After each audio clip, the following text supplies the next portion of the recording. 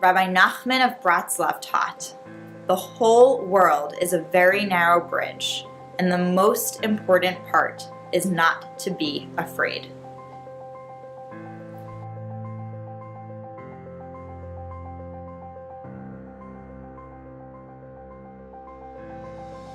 About 3.5 years ago, I met Professor Andy Tierstein, and we talked about what it would be like to offer young artists the opportunity to learn Jewish text. For the JCC, it's sort of, this program is the embodiment of bringing Jewish text alive and bringing new audiences and new creative approaches to sources that are often buried in synagogues and not explored in other areas. So this is really, personally for me, an amazing program to be a part of. The opportunity to work on something that has a contextual base to it, which is what we're doing with the JCC, is very special because it gives the students something beyond movement for movement's sake. It gives them something with culture, with meaning, with history, and all of that is very, very enriching to our students.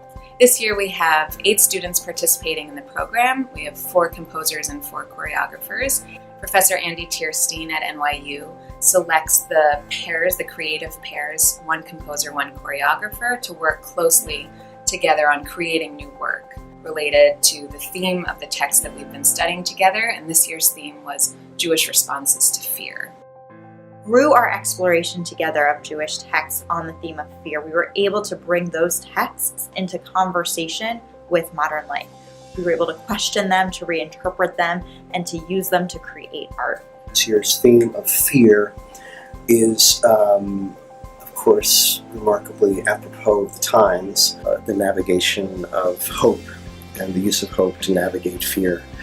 I think that's something that the Jewish tradition and Jewish history really has a lot to say about. So these students, who I think this year, as a matter of fact, none of them happen to be Jewish, it doesn't matter, they all are really engaged and they're coming up with some gorgeous, gorgeous material in response to this. As a rabbi, I've been blessed to have the opportunity to study text with people coming from a wide variety of backgrounds.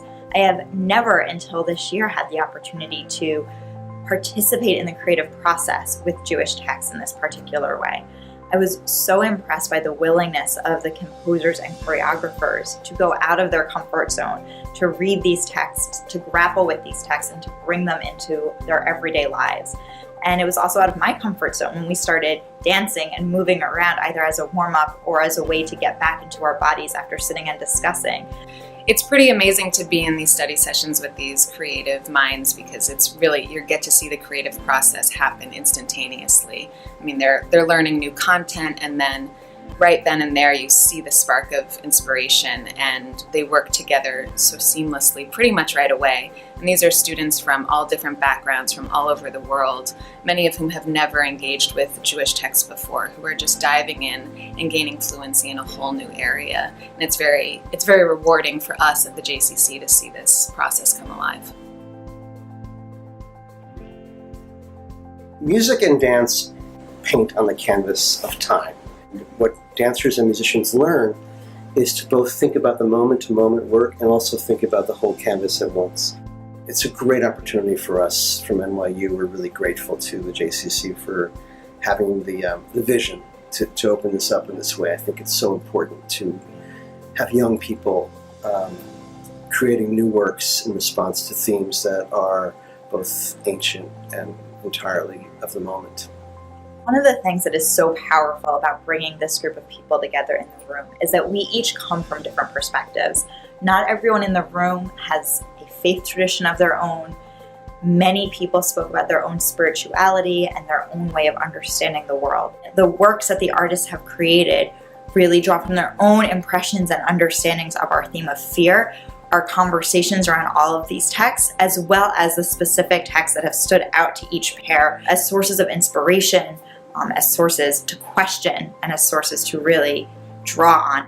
We've come a long way. The pieces have developed over time. I think the work is really magical. There are 4 pieces, and it really is a true collaboration across genres and across cultures. Enjoy.